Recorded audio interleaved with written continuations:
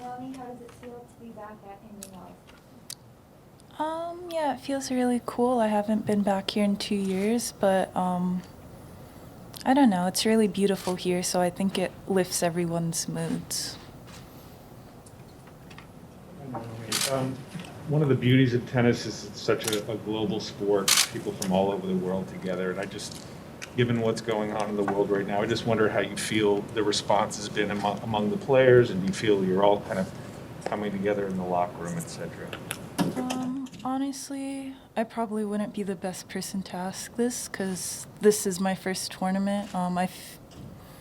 Also haven't really been in the locker room that much, but I feel like everyone kind of has the same energy of like support from what I gathered so far. So Next question for Ronnie.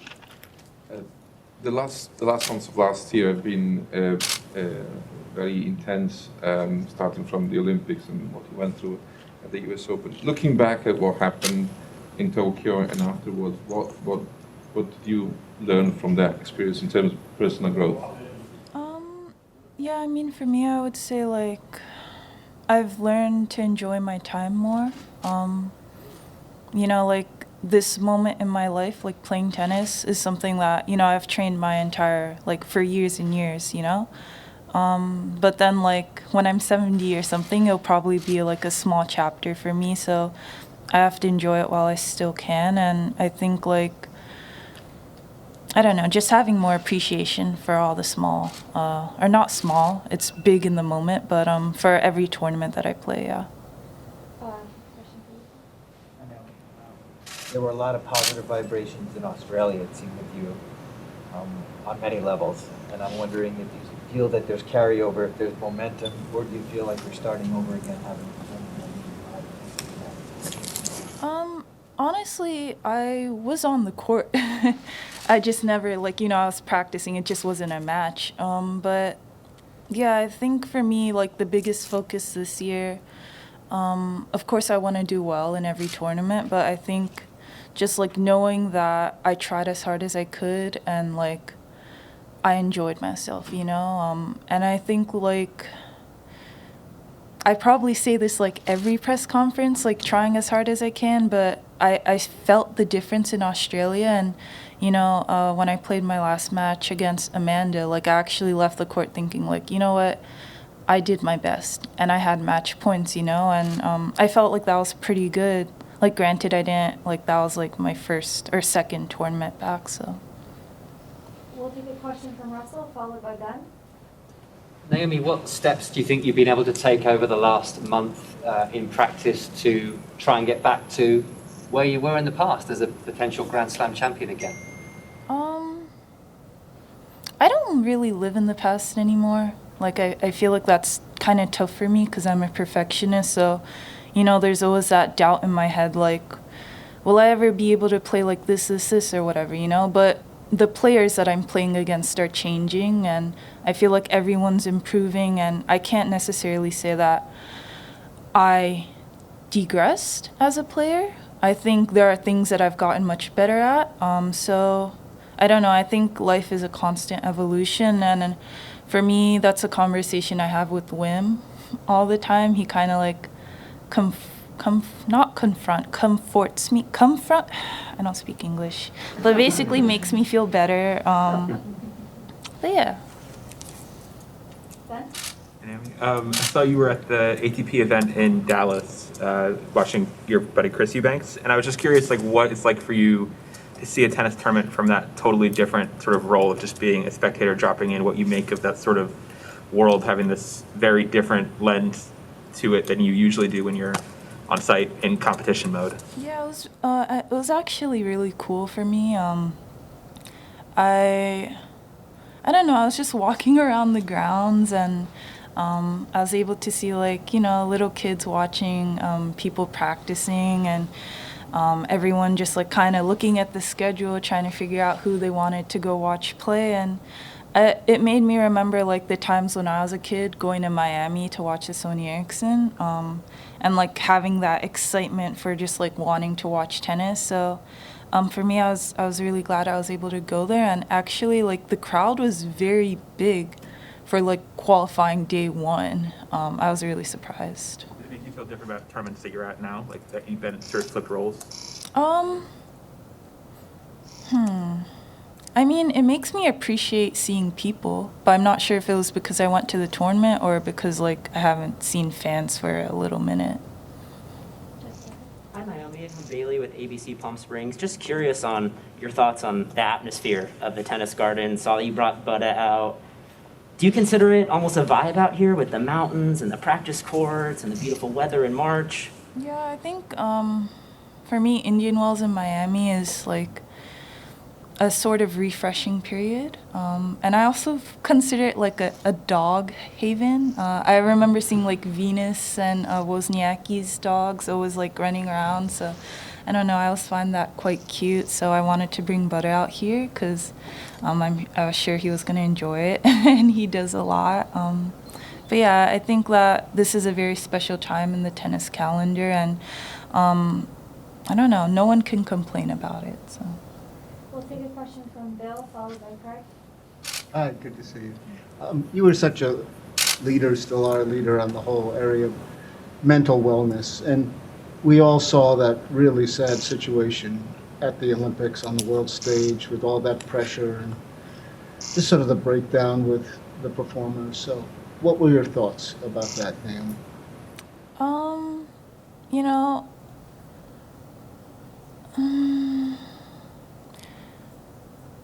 when I don't know, it's a bit hard to describe it, but like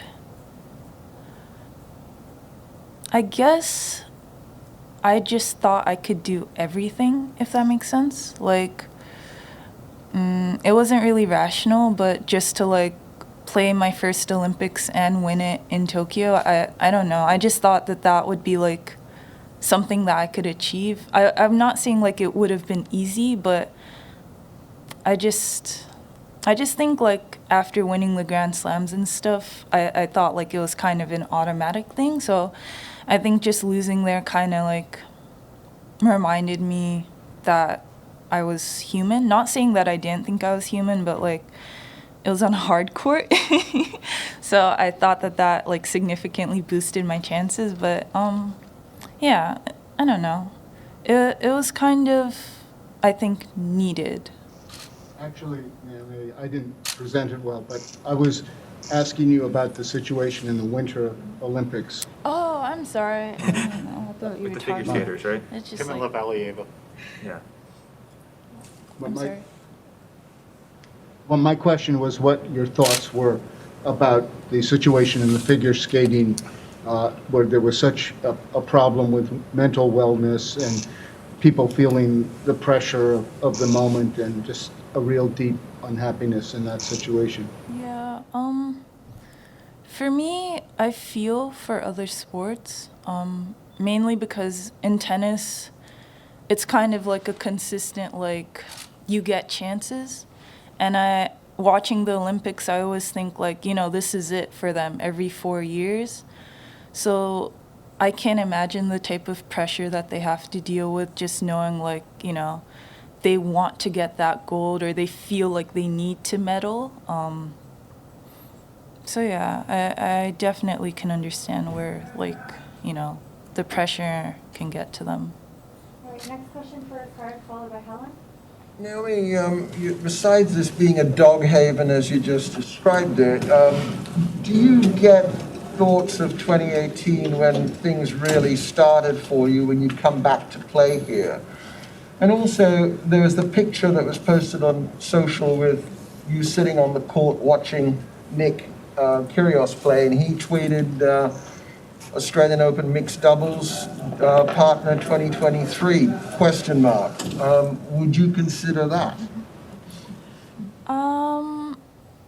Yeah, I mean, of course it's hard to go back to a tournament and that you've done well and not have good memories, but I think I'm at a completely different space in my life right now, and I'm just focusing on my first round, which is quite difficult, so I'm going to have to put a lot of energy into that, and I think just take it one match at a time.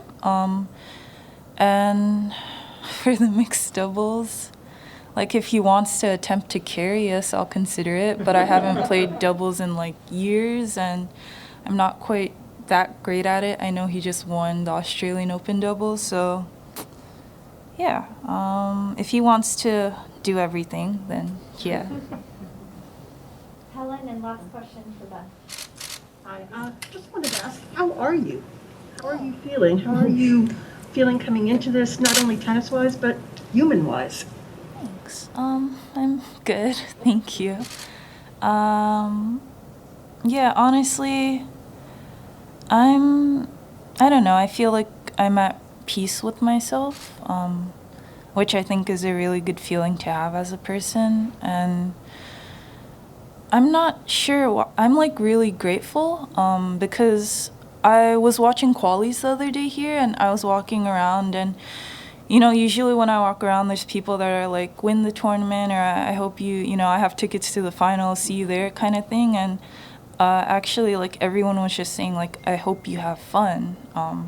So I know that's not like a biggest difference, but it really meant a lot to me.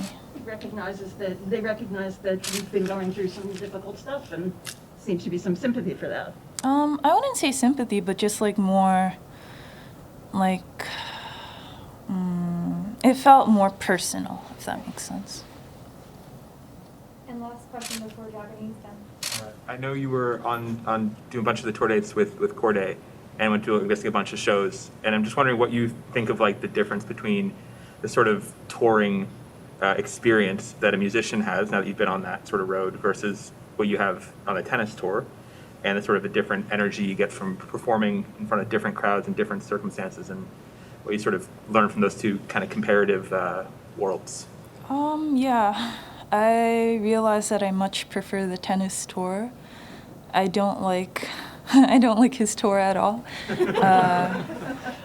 Not like specifically his tour, but like artist tour. It's really tough. Like honestly, there were some days that I didn't know where I was, because they literally move every night. And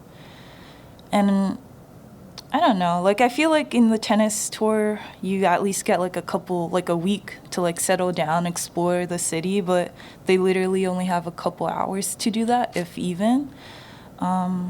So yeah, I realized that it's really tough, and I was making him drink like ginger shots every day so that he wouldn't get sick or anything, because it's cold out there in the East Coast. Thank you. We'll now move on to Japanese. こんにちは。過去にオーストラリアの終わった後にすべてとしていてすぐにでも練習したいんだけど実際にはどうでしたか? Yeah, I would say after the Australian Open ended, I don't know how long of a break I took, but it wasn't like as long as normal. Bless you, Stu.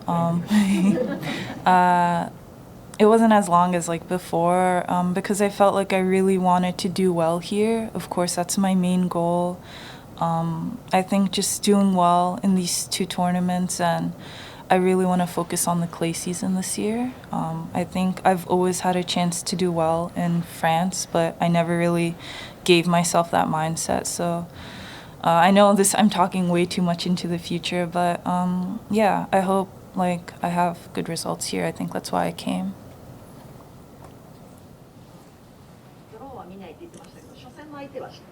Yeah, of course I know who I'm playing.